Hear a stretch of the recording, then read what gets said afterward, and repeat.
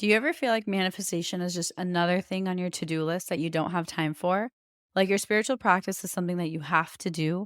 Honestly, you're not alone because I felt that way too. Something that's really changed my relationship with manifestation is blending it into my lifestyle so that no matter what I'm doing, I'm also manifesting. I call this manifestation as a lifestyle, and it's single handedly made the entire manifestation journey more enjoyable for me. And I've seen my desires show up with a lot more ease. Manifesting as a lifestyle has made manifestation go from feeling like a task to something I just naturally do because it's who I am. If you'd like to learn more about this, I've created a step by step guide for you. I'll link it in my show notes so you can check it out. Hey, everybody, welcome back to the Affirmation Addict podcast. Today, I'm going to be explaining to you and talking to you about what a spiritual relationship is and how to open your heart to one, whether you are in a relationship but you're craving a little more intimacy or you're trying to manifest your soulmate. So, in the relationship space, all of these tips and tricks can apply to you, and I'm going to give you a little peek into Tom and I's marriage and what we do to keep our relationship spiritual, intimate, mindful, and honestly keep it fun all the time. And so I hope this episode is exciting for you, it's fun for you, and super inspiring.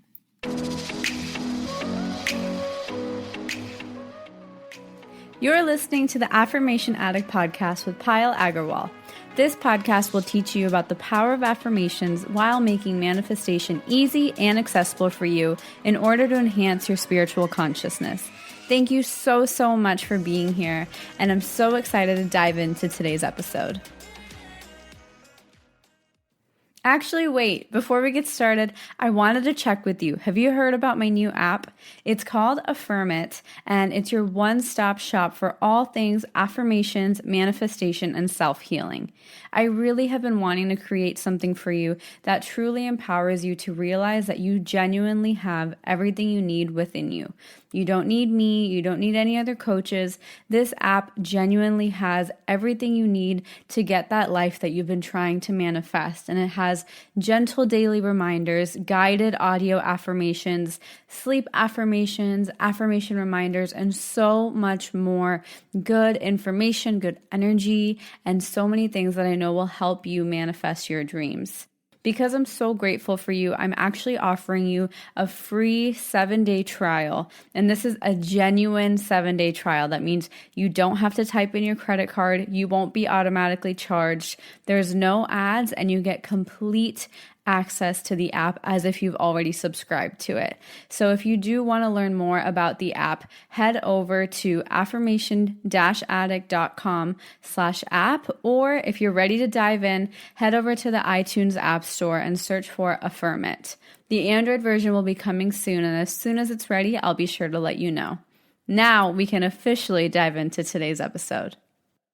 Hello, everyone, and welcome back. I'm so excited for today's episode because it's so close to my heart and something that I have been consciously working on through this time, especially during quarantine, especially while being a newlywed. And so I'm really excited to finally dive deep into this topic with all of you. So I'm going to break up this episode into two parts. I'm going to break it up into one, how me and Tom maintain and cultivate a spiritual and conscious marriage. And then the other part of it I'm going to talk to you about is how you can open up your heart.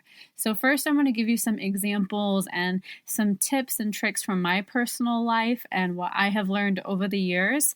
And then I want to kind of turn the hand to you and give you some ideas as to what I used to do before I met Tom in the beginning of our relationship when I had a lot of insecurities and things in that sort. So starting off, Tom and I, just a little bit of a background, we got married in February of this year, so February 2020, and I am just so grateful that our wedding was able to go as planned.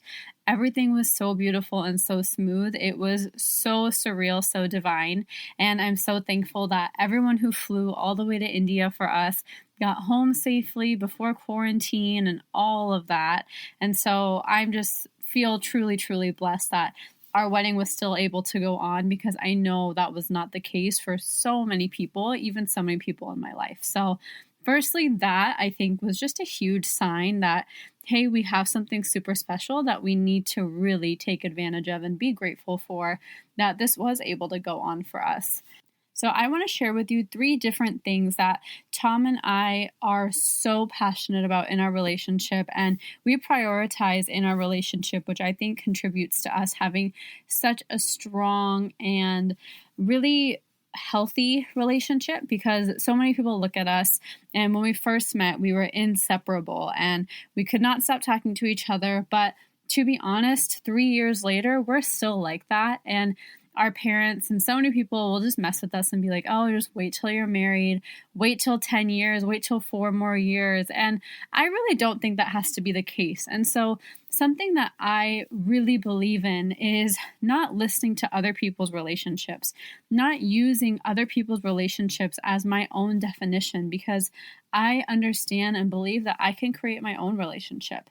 And I think that is so, so important in this world, because Tom and I, we look at our parents, we look at our friends, and they have beautiful relationships, but none of them are perfect for us. And that's okay. And instead of looking at other relationships and saying, oh, that's how we're going to end up, we choose to say, you know what?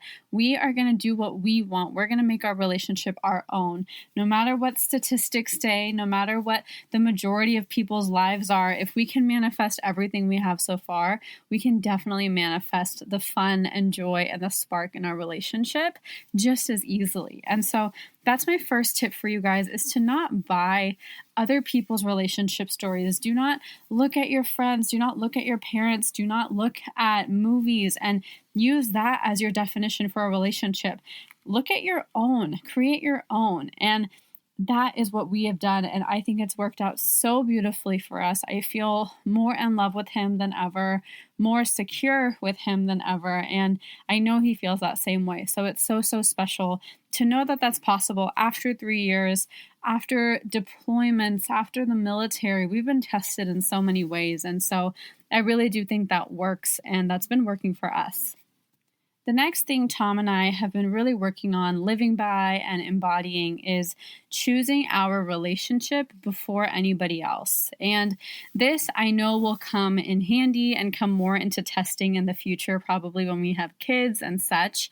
But something I've noticed in a lot of the generation before us in their relationship was that once kids came along, once you got married, the commitment and the excitement and the amount of effort that one puts into their relationship really goes down a lot.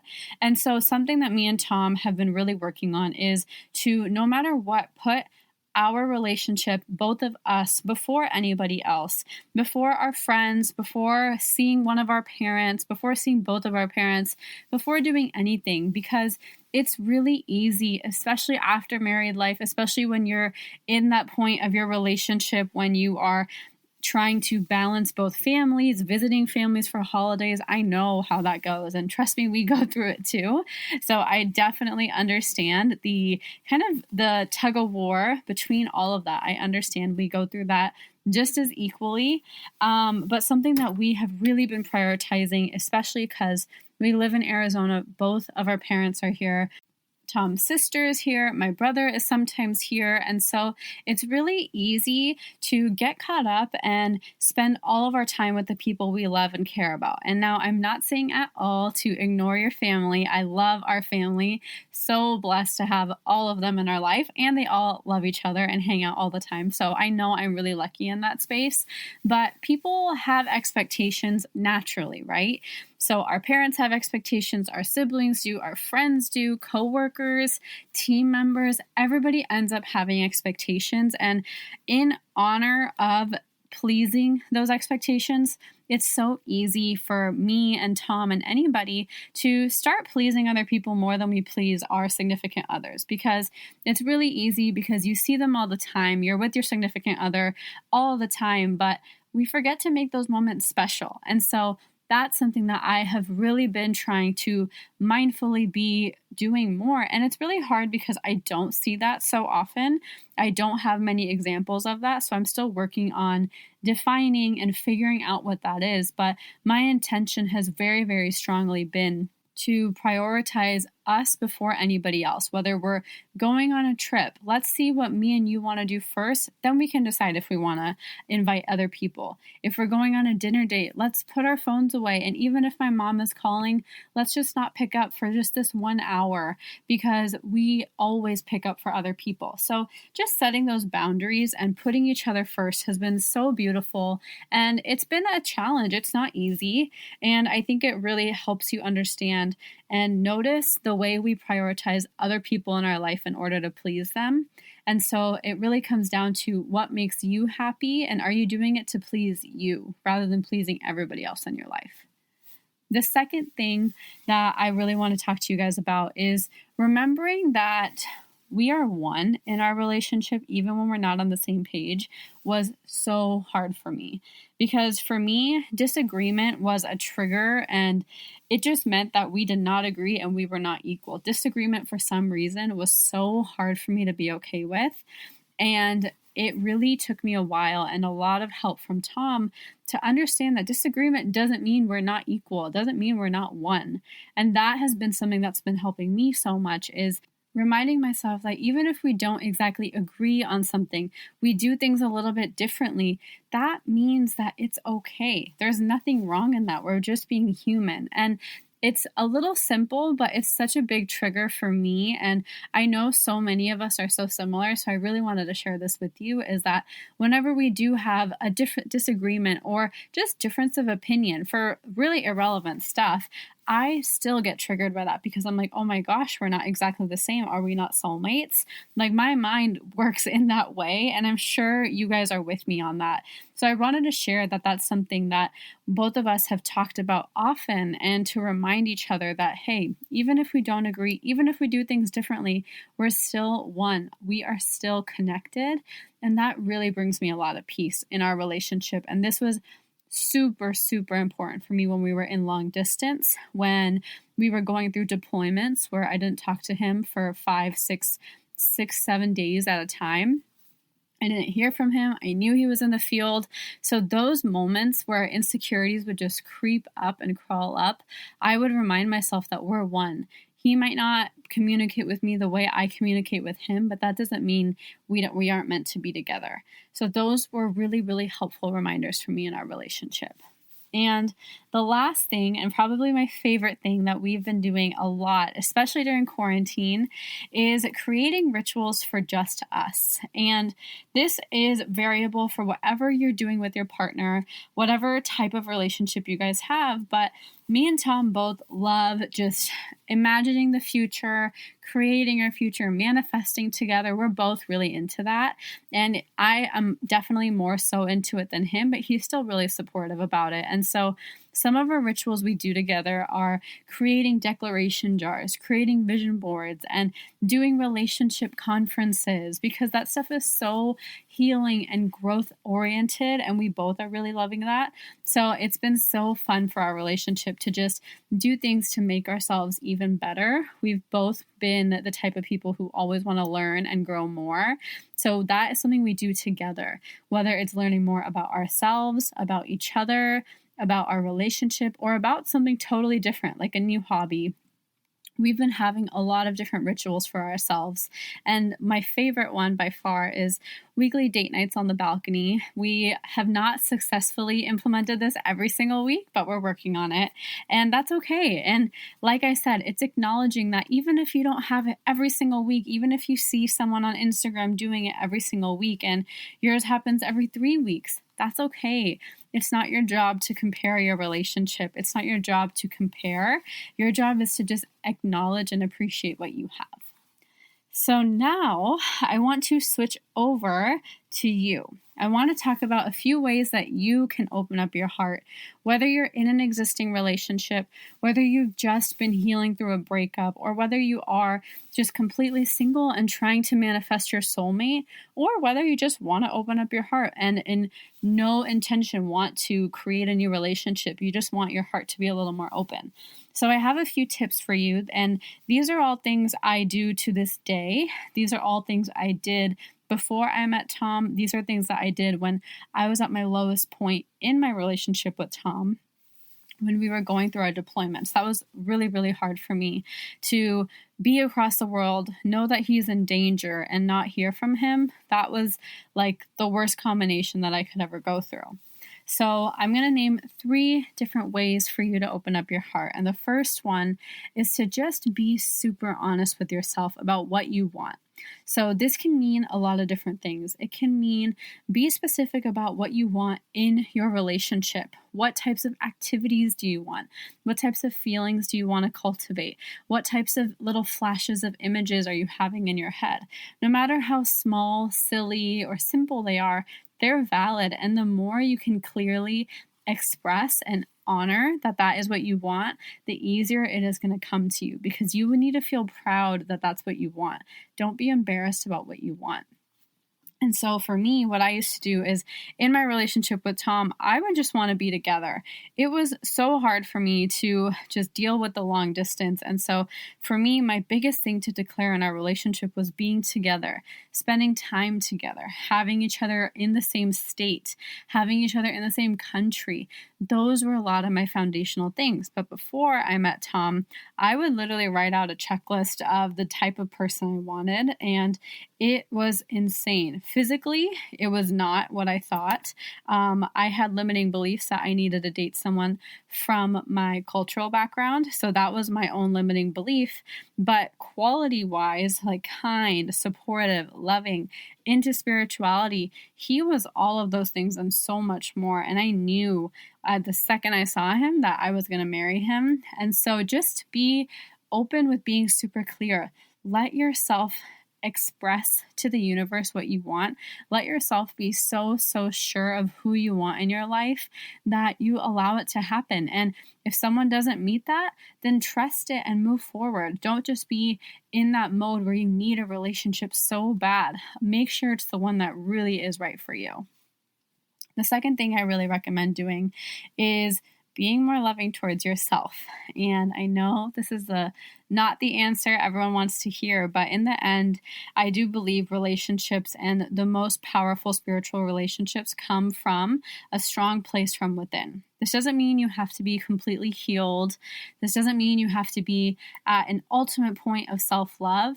This just means shifting your attention to yourself. Because when I manifested Tom was the time I recently broke up with someone who I was with for 3 years, and I realized it was not serving me. So I decided to do whatever I wanted for me. I went on so many solo trips. I went to Europe for spring break. I just did everything on my own because I could, and I had no limits. And that is when I manifested him, when I was at my freest. And so that's why I really believe in directing the attention towards yourself helps you manifest your soulmate, helps you manifest your dream relationship, helps you open up your heart, because when you're more loving towards yourself, your heart can radiate even more. You can open up your heart chakra even more. Your heart center is ready to receive and give yourself even more love.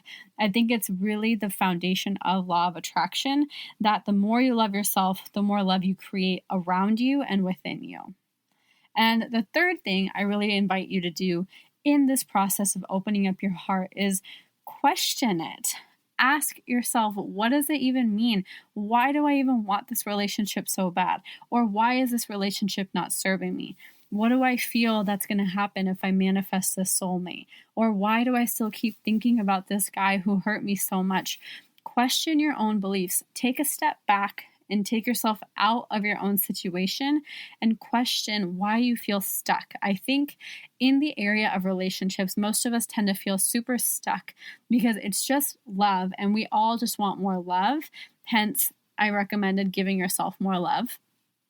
But when we're in the process, when we're dealing with arguments or we're dealing with different people coming into our life, trying to figure out if they're the right one, or just trying to know what to do, what's next, we are so dependent, I believe, on manifesting relationships that I want you to question what that even means. Why is that relationship so important to you? Why is it more important than your relationship with yourself?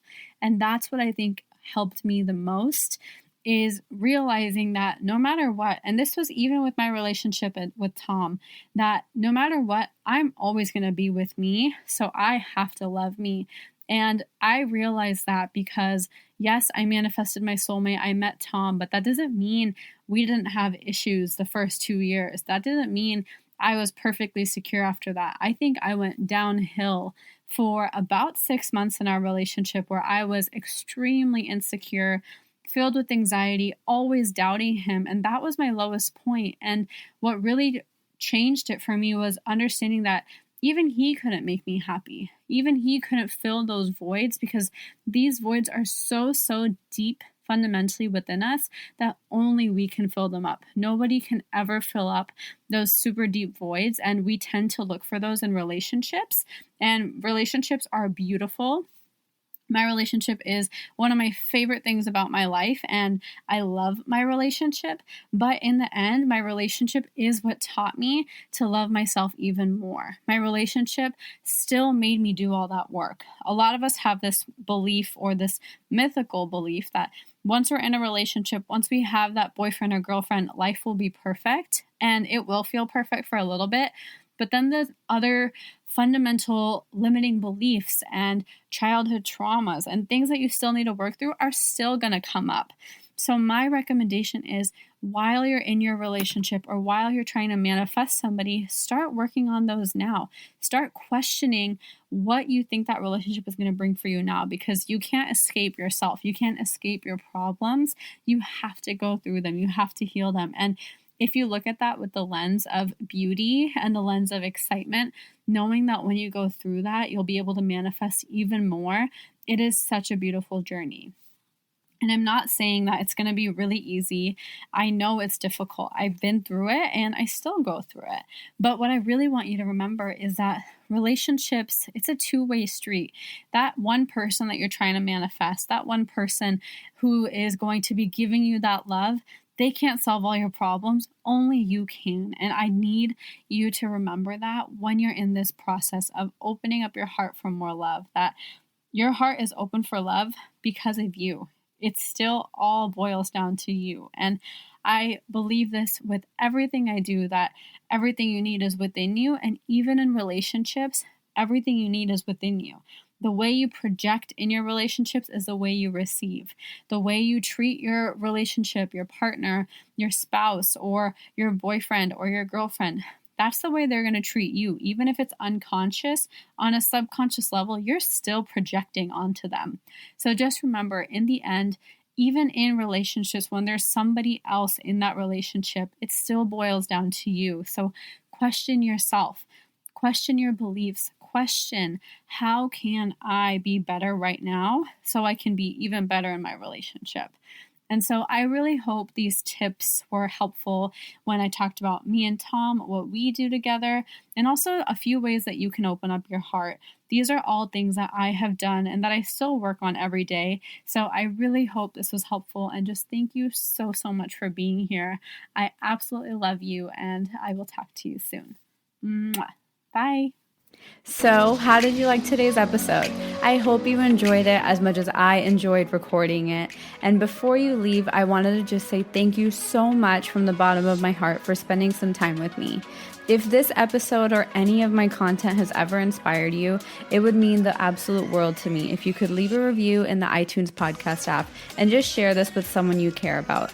The more you guys leave reviews and share this with people, the more I am able to create more content for you, and that's what fuels me and keeps me going.